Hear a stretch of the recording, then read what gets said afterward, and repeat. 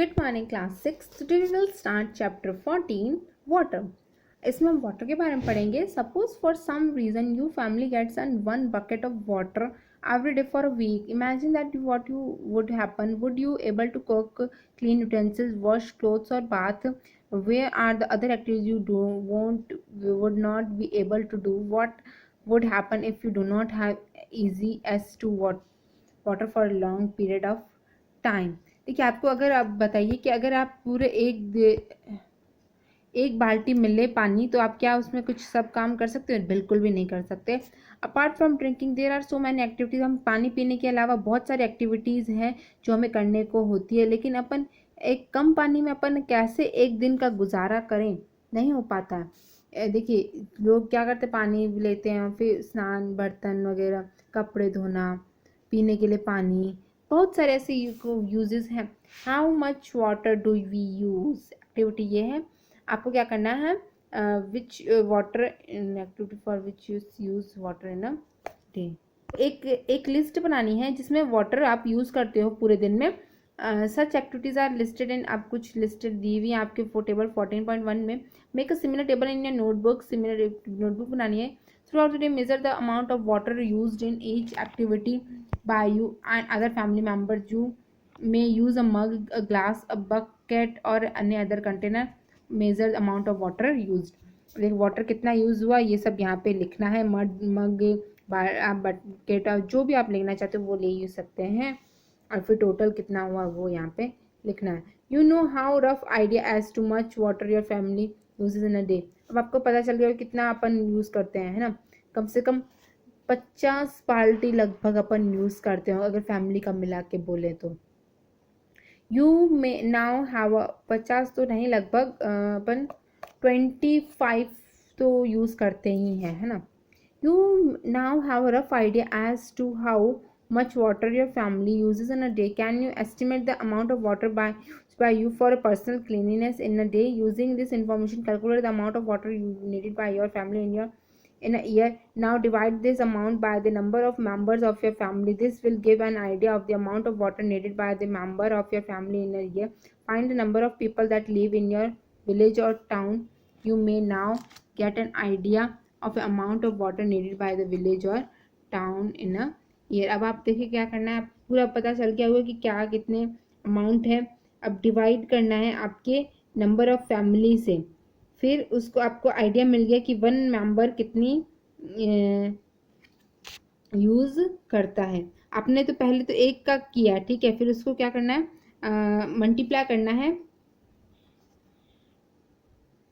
अपने ईयर से. 365 से मल्टीप्लाई करना है. फिर उसको कितने मेंबर्स हैं आपको उससे डिवाइड करना है. पहले तो 365 जो आंसर है कितनी बाल्टी आई, जैसे एक दिन में 25 बाल्टी है तो 25 को 365 से मल्टीप्लाई करना है. फिर कितने मेंबर्स है उसको डिवाइड करना है. जैसे 5 मेंबर्स है तो 5 से डिवाइड कर दिया मैंने. फिर आपको पता चल जाएगा कि कितने एक दिन में कितने पर्सन, एक दिन में एक पर्सन कितनी बाल्टी यूज करता है. You have listed a number of activities which you use. Do you think our water requirement is limited to activities like these? We use wheat, rice, pulses, vegetables and many other food items every day. We know that the fiber that we use for making fabric come from plant. Is water not needed to grow this? ठीक है, हम कोई बहुत सारी फल सब्जियां वगैरह लेते, अनाज वगैरह लेते हैं, इसमें बहुत सारा पानी चाहिए होता है ना. Can we think of some more uses of water. Water is use in industry for producing almost all the things that we use. So we need water not only for daily activity but also for producing many things. अपन एक daily use के लिए अपन को use नहीं चाहिए, बल्कि बहुत सारे कामों के लिए भी चाहिए अपन को वाटर. अब आता है where do we get water from. हमें पानी कहाँ से मिलता है. Where do we get water that you use. Some of may say we draw water from the rivers, springs, pond, well or hand pump. Some other may say we get water from taps. Have you ever wondered where water in the taps come from? Water that we get from tap is also drawn from the lake or river or a well. It is supplied through a network of pipes. देखिए आपने देखा होगा कि जो आप water को use करते हैं तो वो कहाँ कहाँ से आता है. रिवर, कोई बोलेगा रिवर, स्प्रिंग, पॉन्ड, ये यहाँ से आता है, और कुछ बोलेंगे कि टैप वगैरह से आता है। तो वो टैप से भी कहाँ पे आता है, टैप में भी तो कहीं से आता होगा, तभी तो टैप से आता है।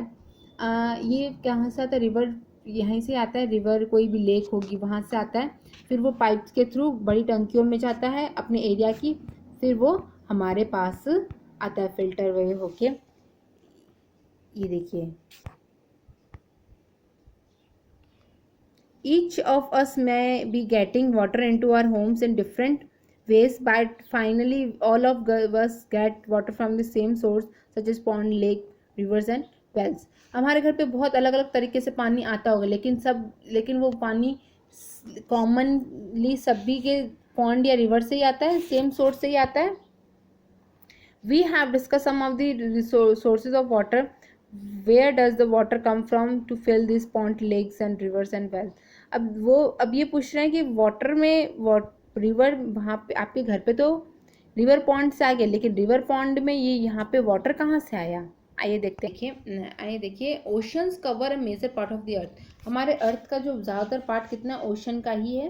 Do you know that the 2/3 of the earth is covered with water, one of the water is ocean and the sea. आपने देखा होगा कि कुछ हमारा 2/3 ऑफ द हमारे अर्थ का ज़्यादा से ज़्यादा पार्ट कौन सा है, वाटर का है। उसमें वाटर जो होता है वो क्या होता है, ओशन और सीज हैं। तो water in the ocean and seas have salt dissolve in it. Water जो होता है सीज और समुद्र के अंदर, ओशंस के अंदर, यहाँ पे सॉल्ट होते हैं, नमक जिसको कहते हैं, ये बहुत सारे मिले हुए होते हैं, जिससे वो वाटर क्या हो जाता है, सलाइन हो जाता है।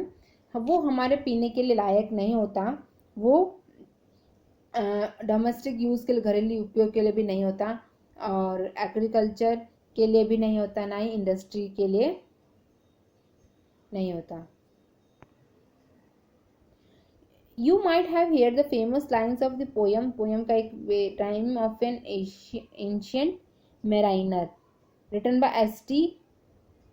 Coleridge in 1789। The water where everywhere, nor any drop to drink। देखिए, एक पोयम है, इसमें rime of the ancient time, ये इसमें मैराइनर में, एंशियंट मैराइनर में, तो उसमें किसने लिखी थी, S.T.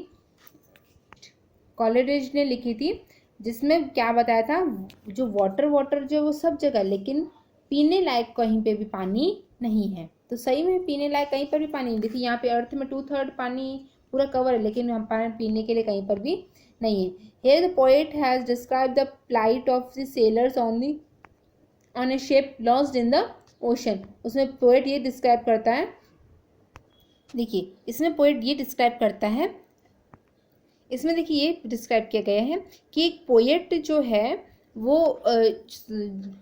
एक शिप जो ड्राइवर है वो एक परेशानी में, बहुत ज़्यादा, प्लाइट मतलब परेशानी में होना, जो कि ओशन में खो गई है, उसकी शिप जो हो ओशन में खो गई है, तो अब वो उसको पानी पीने के लिए कहीं पर भी नहीं है।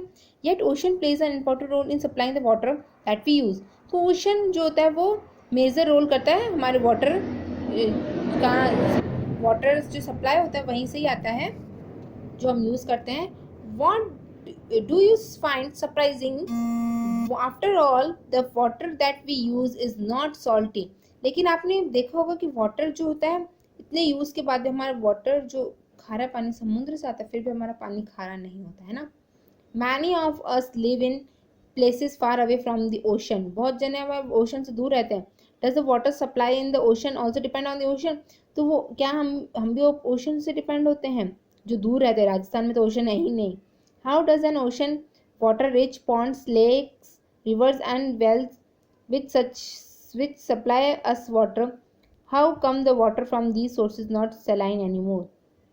तो पॉन्ड्स, लेक्स वगैरह, वेल्स वगैरह होते हैं, ये सप्लाई, तो ये कौन सप्लाई करता है हमें वाटर, और ये जो वाटर जो होता है वो सलाइन क्यों नहीं है इनके वाटर।